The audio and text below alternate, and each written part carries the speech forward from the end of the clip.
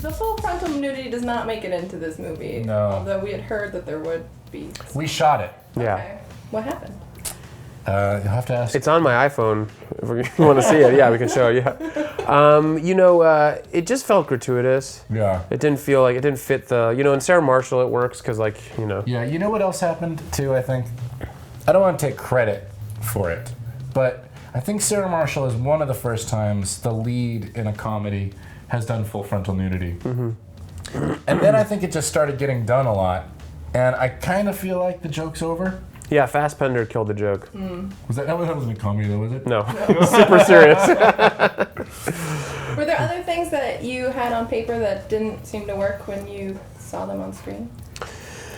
Yeah, I mean there was a whole subplot involving a post-apocalyptic world where people have to compete on like a Running Man style show. Yeah. We shot this. They're all children. Yeah. I couldn't play young enough. Yeah. No, we did have a subplot about money. Funny enough, that I've been paying for everything because I think that's the man's job, and slowly you find out that I am broke, and then you find out that she has a whole bunch of money, and she ends up giving me money to open my dream restaurant, and then in a scene that I'm sure cost more than anything else we did, the restaurant explodes. Brian Posehn caused the restaurant to explode. Yeah, this is not a joke, this is true. But I think we wanted to be really protective of Violet's character and not want it to seem like the breakup was caused out of anything having to do with money.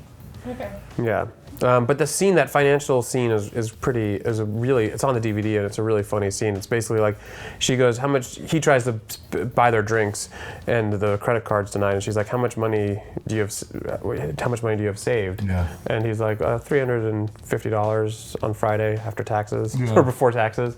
And then he goes, how much do you have saved? And she goes, $30,000, and you respond, what did I say? and he goes, $30,000, and he's serious at her for like, who are you, Gordon Gekko? So it was hilarious, but it just didn't work. We also had a really nice dance sequence in that scene of she and I having the most romantic dance at this little jazz club with a beautiful live jazz performance of Sweet Thing by Van Morrison, but it got cut out. Mm-hmm.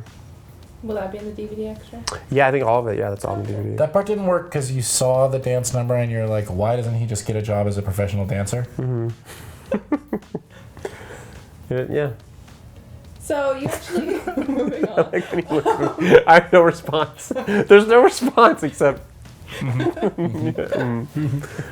part of me felt like the couple went through so much crap because they moved to Michigan, and he just wasn't happy in Michigan. Do you think it had to do with the location at all? I don't. I actually think the location is incidental. I think the problems came from someone sacrificing too much of their own identity to the point that they had lost their self-esteem, which spirals into your partner feeling like they're no longer with a viable, they're not with the person they got engaged to anymore, they're with more of an assistant. Than anything else. So I think it's that Tom gave away too much of his own identity. And then she feels guilty for any success. She kind of says that to her, and she says, she's like, I can't even, when I'm successful, when something good happens, I'm afraid to tell you because I feel like you'll be angry at me. Do you worry that the audience would blame Emily's character for that? The only reason that an audience would blame Emily's character is because if they're sexist. Swear to God, if that plot was reversed, you would be saying, of course she should go with him. It's his job. She should go support him. It's the exact same plot, just in reverse. So I think we tried to turn it on its head, and we were very protective in the way we wrote it. I wrote, when I would be writing with Nick, Violet with the mindset of, I should be able to play this part. And he was pitching too for a long time. For me to play both parts. And I was like, I don't know if that's the tone we're going to. Yeah. And he did a whole animatic. I don't think you need to write a female character. I don't think you should write a female character, especially from a man's perspective, with having some sort of flaws that have to do with your view of your problems with women.